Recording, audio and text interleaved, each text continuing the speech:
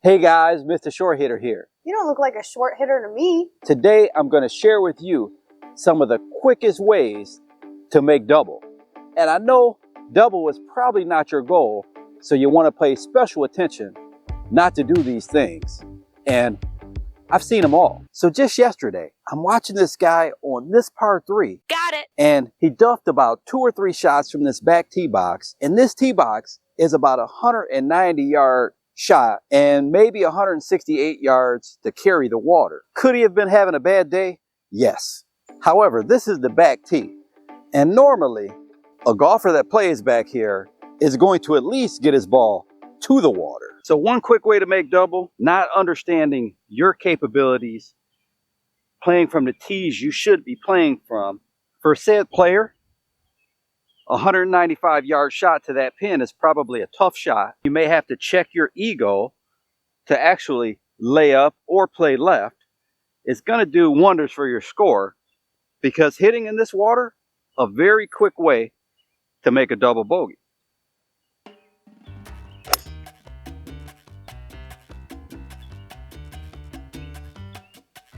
Now I hit plenty of club there. I hit the high wood and did not hit it great. So I gave myself a little bit of room for error, and I'm okay.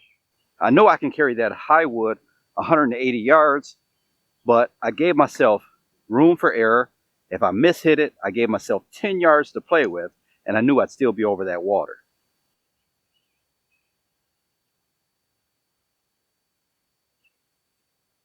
Big old fish jumped out of there. Every once in a while, I'll get a comment saying how long irons are straighter and I should hit long irons instead of hybrid irons. Well, let's look at the situation that I was just in, where our landing area is about 12 yards or so over the water. Due to the more shallow angle of descent of a 4-iron, it's going to release a lot more than a 4 hybrid for me. So now you have a firm green that is a lot more difficult to hold, especially with a ball that's coming in a lot more shallow, like a 4-iron versus a hybrid. You have a shot that's more likely to bounce over this green and land back there. The worst thing you can do, and what I've seen golfers do time and time again, is try to get cute with this shot. And sometimes it works out,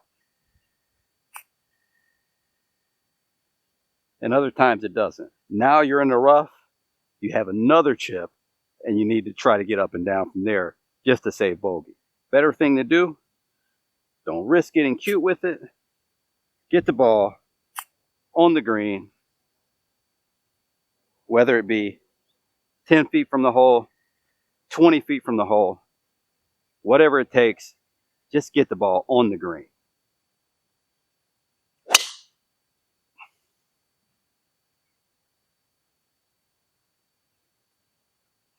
So the quickest way to make double is probably not going to surprise you guys, but hitting a ball out of play.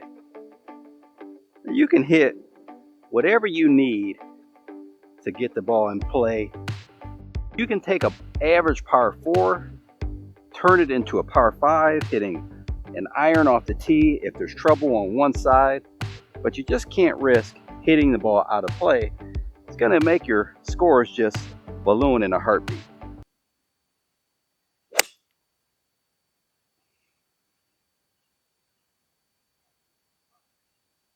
We've got 119 into this green, kind of in between.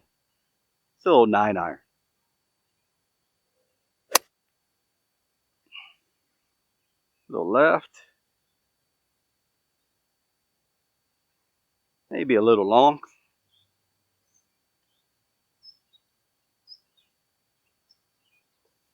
.160 to this pin. Wind is helping, but it's also quartering a little bit right to left. And the pin is tucked on the left side of the green. Now, it's hard to just say these things as absolutes, because we do have trouble on the right, 12 yards right of the green. But there is a cart path over there. The ball could hit and go on the cart path. So if you're a high handicapper, then strategy 1 is to avoid the trouble. So if you have a dispersion that can end up in that trouble, then you want to aim over at the left side of this green. That pin tucked on the left, going left of the green with the wind blowing a little left to right, that pin is a disaster waiting to happen. So I'm going to play this closer towards the right side of the green because I do not want to get short-sighted left of the green and put bogey or potentially a double bogey in play. Now, part of that decision is due to the fact that the ball is also a little bit above my feet here.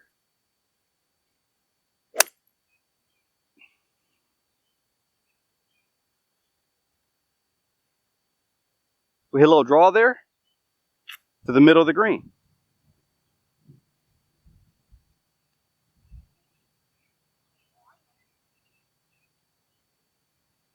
Another lucky putt. So guys, we have 140 yards to the center of the green here. Wind's helping a little bit, so I'm going to go with an 8-iron.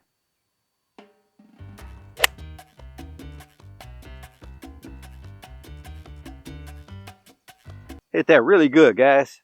There's two things I did wrong. I didn't factor in how elevated this was, and I didn't even factor in where the pin was on the green. So the middle of the green is definitely not always the smart choice, especially distance-wise. I just shot from that flag to this ball 26 yards. So I hit this 8-iron 138 yards up the hill here. The pin was 165. So we can't just arbitrarily hit at the middle of the green.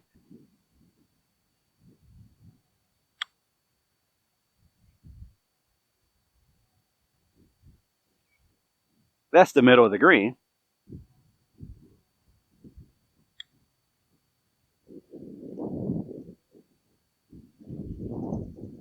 So one thing we're constantly doing in golf, managing risk versus reward. The risk on this shot is based on multiple factors, including the lie. How good is it? Can I get the club on the ball cleanly? How low do I have to keep it? And where's the trouble if I do hit a bad shot here? There's no out of bounds. There's no hazard. What are the other obstacles? If I keep this low, too low, I hit it directly into that bank and leave me a tough shot on an upslope there. What's the odds of me hitting it the perfect trajectory that I carry under this tree and over that bank? Well, that's going to depend upon your skill level. A more prudent shot is probably to just hit a wedge over this tree into the fairway and play into the green from there.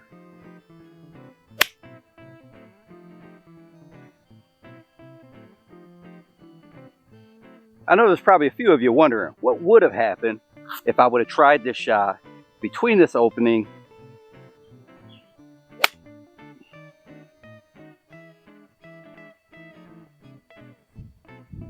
hit directly into the bank and didn't really end up any better off than the wedge did. Doesn't have to be great, don't have to get it tight. We have to be able to hit it decent inside that 30-foot area to where we can comfortably two-putt. So we've got 77 yards here, a little downwind. I will hit a 56-degree wedge.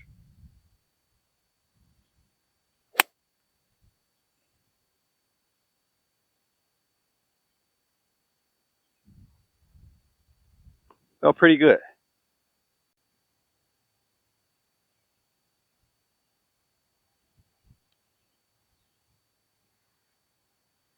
Isn't that just like golf? Yeah. Hate the long ones.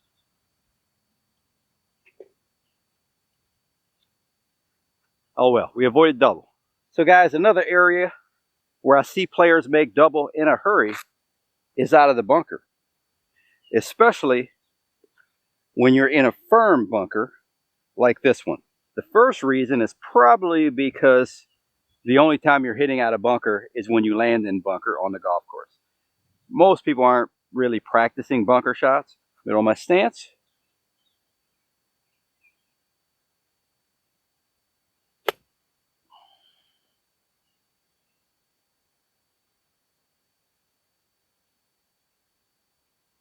That almost went in. So another reason players make doubles is screwing up the easy shots, the easy chip shots around the green. So I believe in making these shots as easy as possible. If I'm a high handicapper or a mid handicapper and I want to avoid making double, well, if I'm 5 feet off the green, I'm not going to take a lob wedge and hit a big high shot with it.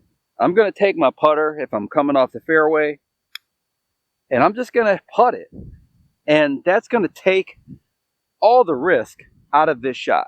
I didn't even look at that, and it's probably 7 feet from the hole. Other times you're going to get in areas to where you may have a little rough behind the ball, or you may have to go through a little rough. You may not feel as comfortable in a situation like this hitting putter from either of these lies, not knowing how much the putter might grab it. So from a situation like this, some people like to belly a wedge where they hit it right in the center, and you can get pretty good results from that. I prefer to use a hybrid. I just have a lot more distance control. The hybrid just slides right through the rough there.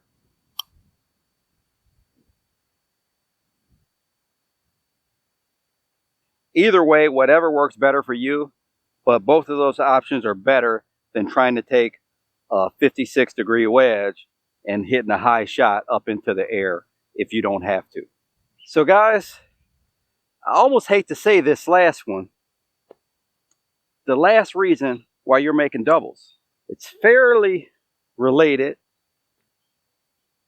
closely related to one of the tips I said earlier. 390, par 4 here.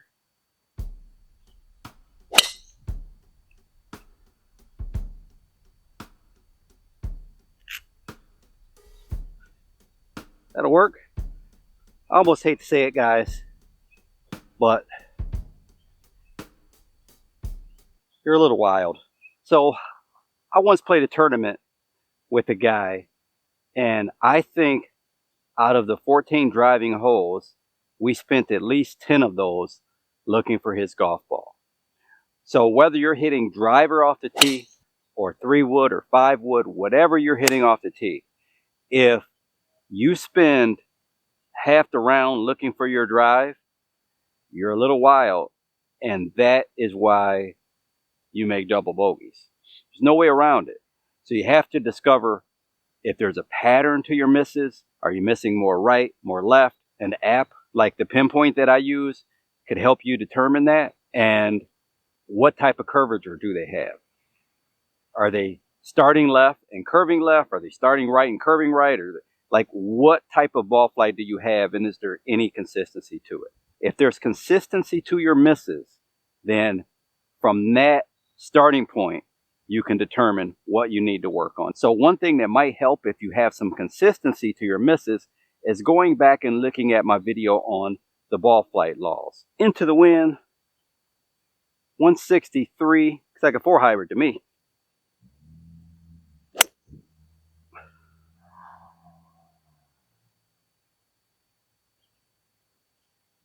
We overhooked it.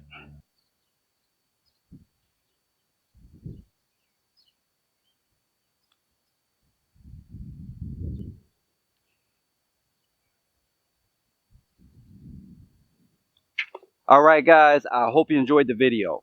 I hope the video gave you some ideas into where you're losing shots and how to rectify that.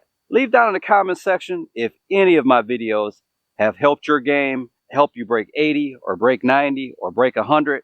And also, as always, give me your ideas for some new, fresh content. If you missed my video on how to break 90, click the video to my right. And if you like the video, like, comment, subscribe.